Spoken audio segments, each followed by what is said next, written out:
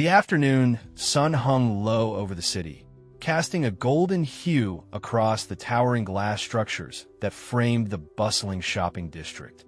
The streets pulsed with life. People moved in hurried strides, their arms laden with shopping bags, their conversations blending into an ambient hum of urban existence. Somewhere between the glossy storefronts and the distant honk of impatient drivers, a single moment was forming, one that would soon unravel into something none of them expected. Karoline Leavitt walked with the poise of someone accustomed to scrutiny, her presence both unassuming and powerful in its quiet confidence. She had not entered this shopping center with any intention of stirring attention. She had simply wanted a brief escape from the relentless world of politics and media. She carried herself with the ease of someone who knew she was being watched, but chose not to care. Her fingers grazed the sleeve of a cashmere sweater on display, her mind briefly drifting away from the debates, the headlines, the relentless questions she had grown used to fielding. There was something refreshing about these mundane moments, walking among strangers, unnoticed for even a few fleeting seconds.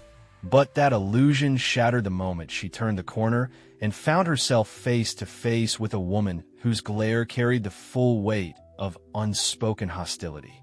The air around them changed. It was subtle at first, an almost imperceptible shift like the quiet tension that precedes a storm. Karoline barely had time to process the animosity radiating from the stranger before the first words were hurled at her, sharp and accusatory.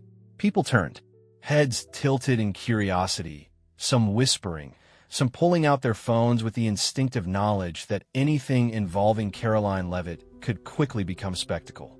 She had grown accustomed to criticism.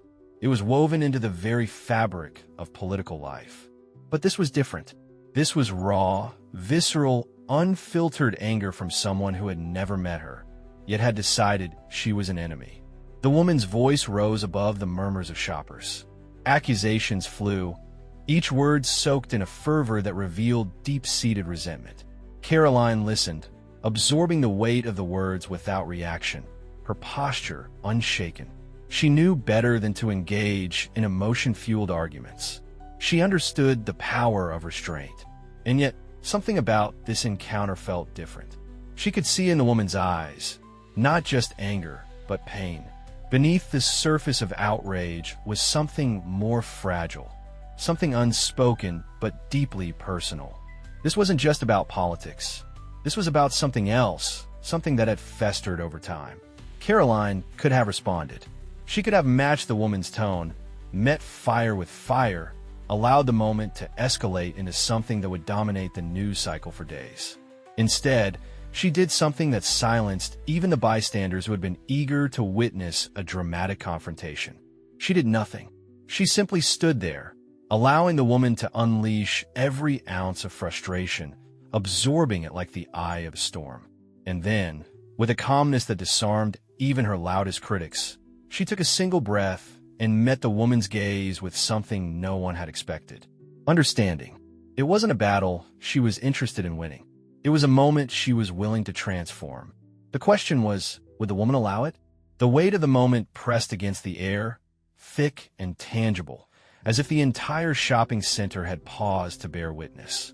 The woman's voice, raw with emotion, still lingered in the space between them, its echoes ricocheting off the polished marble floors and glass storefronts. There was something unsettling about the silence that followed, as if the very walls of the building had absorbed the tension and now held their breath, waiting for what would come next. Karoline Leavitt did not flinch. She did not step back, did not cross her arms defensively, did not allow the heat of the moment to dictate her response. Instead, she remained exactly as she was, calm, steady, present. There was something profoundly powerful about stillness, about refusing to engage in the expected back and forth of a public spectacle. She had learned long ago that power was not always about volume. Sometimes it was about restraint, about knowing when to let silence carry the weight of 1,000 words. The woman in front of her, still trembling from the force of her own outburst, seemed to expect a fight. The sharpness in her eyes, the stiffness in her shoulders, The way her breath came in short, shallow bursts. It all spoke of someone ready for battle.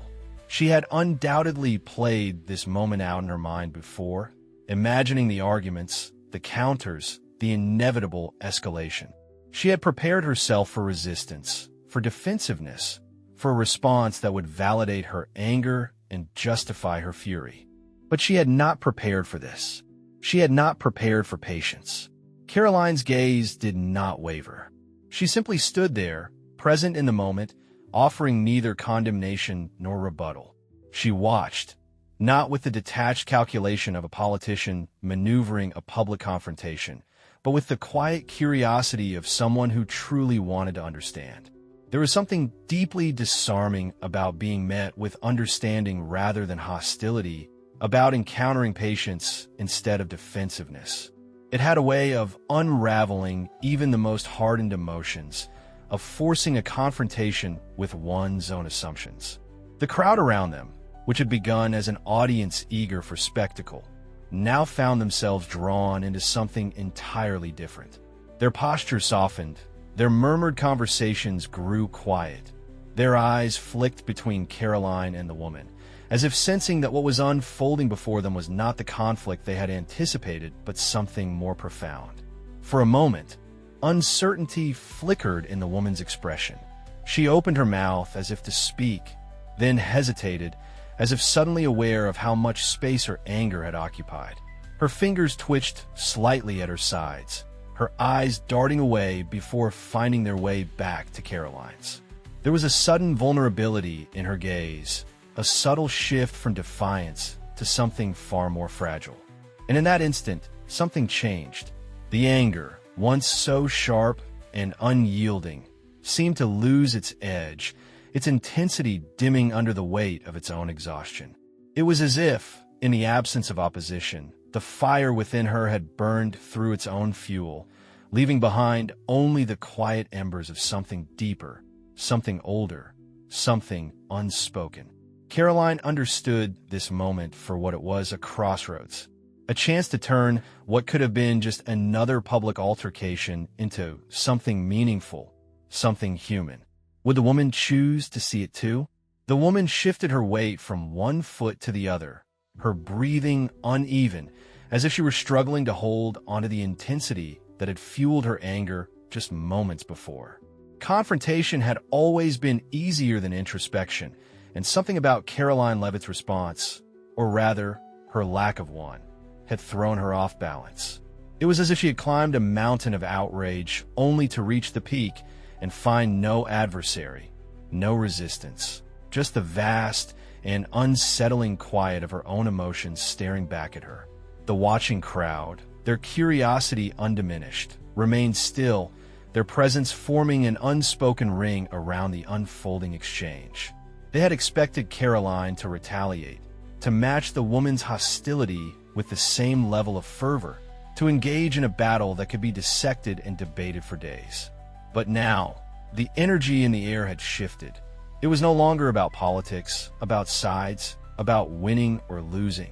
It had become something much deeper, much more personal, a moment of pure, raw humanity.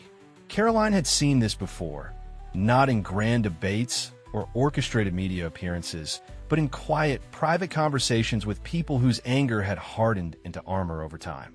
They often didn't realize that beneath their outrage was something far more fragile: pain, fear, uncertainty. The world had become so divided, so polarized, that even the smallest differences in belief felt like insurmountable chasms. People no longer argued to understand. They argued to be heard, to assert, to defend the walls they had built around themselves. The woman's fingers curled at her sides, her lips pressing together as if trying to contain something that wanted to escape, words she wasn't sure she wanted to say. Her jaw tightened, her gaze flickering away for a moment before returning to Karoline's, something unfamiliar flashing behind her eyes. She had come into this moment prepared for a fight, ready to unleash every frustration, every resentment she had carried for so long. But now, standing in the wake of Karoline's quiet composure, she felt something entirely unexpected, exposed. The anger had been a shield, but shields became heavy when held for too long. The weight of her own words seemed to settle on her shoulders now, pressing down in a way she hadn't anticipated. Had she even meant all of it? Had she truly come here today with the intention of confronting this woman? Or had the moment simply presented itself, and she had seized it, driven more by impulse than by reason? The certainty she had felt minutes ago was beginning to waver, like a structure built too hastily, now revealing its cracks. Karoline, still unwavering, offered no condescension, no smugness, no triumph in the woman's hesitation. Instead, she simply remained open, her posture neither defensive nor dismissive, as if silently communicating that whatever happened next would not be about dominance or humiliation. It would be about choice. A choice between holding onto a grudge that had lost its fire or stepping into the vulnerability of something neither of them had expected, understanding. But was the woman willing to take that step? The woman exhaled sharply, the rise and fall of her shoulders betraying the storm raging within her, a tempest of conflicting emotions that refused to settle. She had expected resistance, a heated exchange that would validate the anger she carried so tightly within her chest.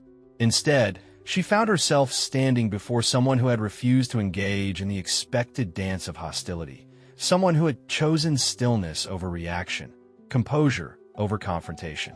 Something inside her wavered. Karoline Leavitt had not spoken a single word in defense of herself, nor had she attempted to argue, justify, or rebuke.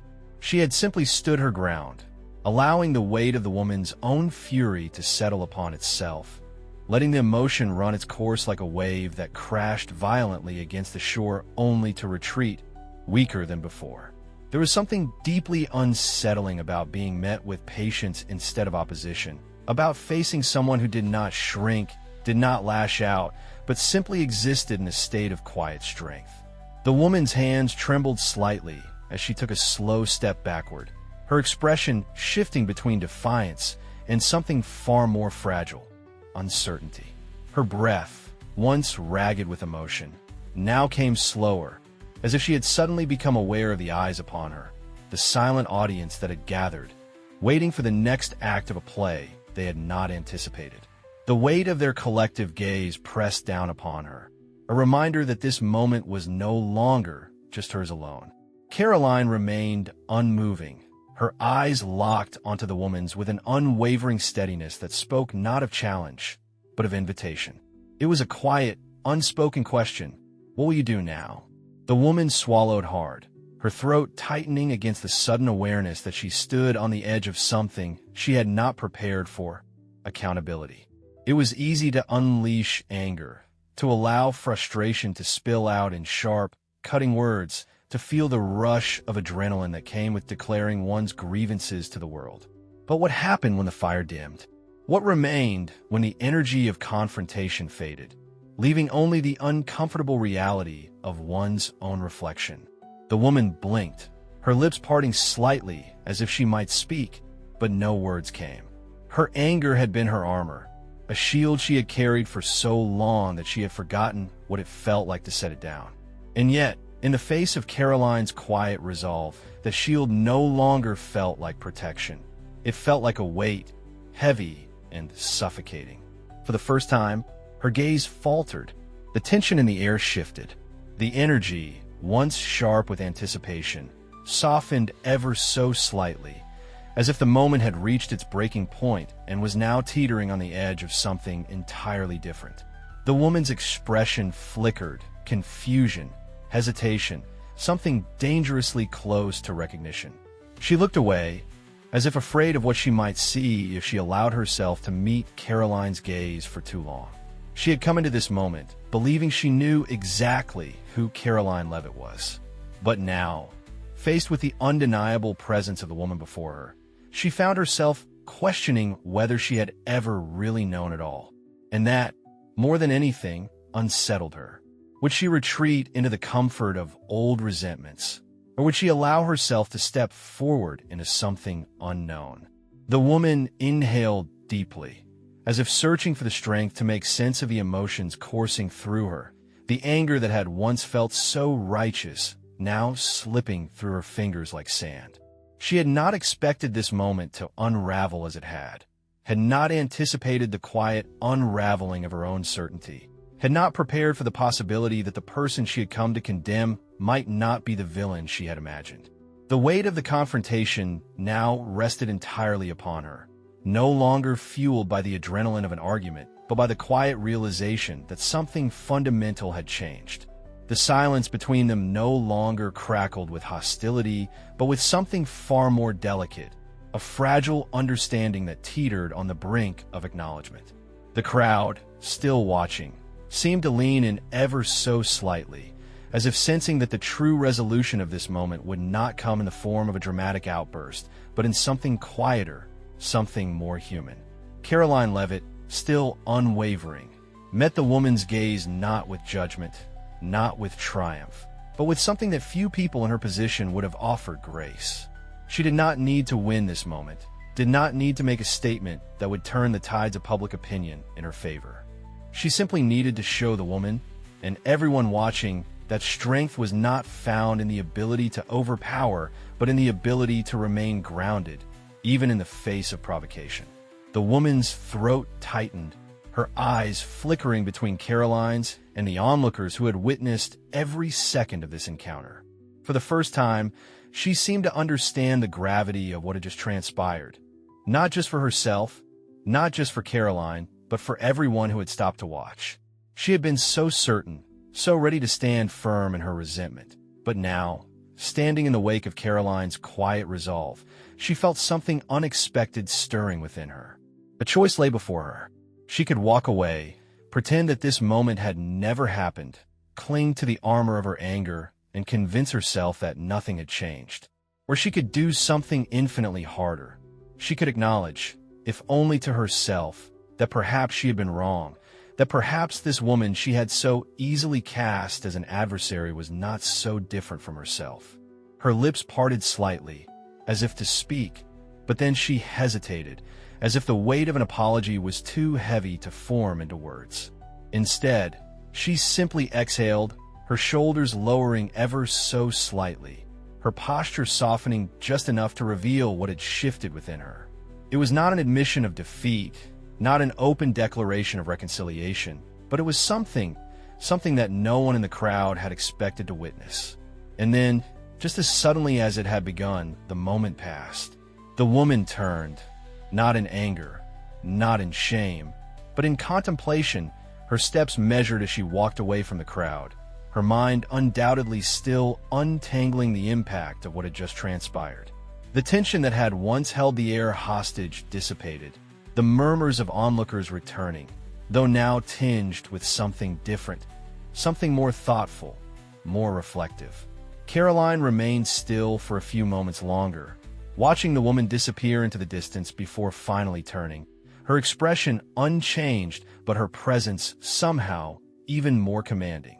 She had not sought this moment, had not asked to be tested in such a public and unexpected way, but she had met it, not with aggression, not with condescension, but with the quiet strength of someone who understood that real power did not come from silencing others. It came from showing them a different way. The moral of the story was clear to anyone who had truly been paying attention. It was never about the argument itself, never about proving one side superior to the other. It was about the simple truth that how one responds to conflict shapes the outcome more than the conflict itself. It was about dignity, about self-control, about refusing to let anger dictate the terms of engagement. And most of all, it was about the possibility that even the deepest divisions could be bridged, not through force, not through dominance, but through the unexpected power of understanding.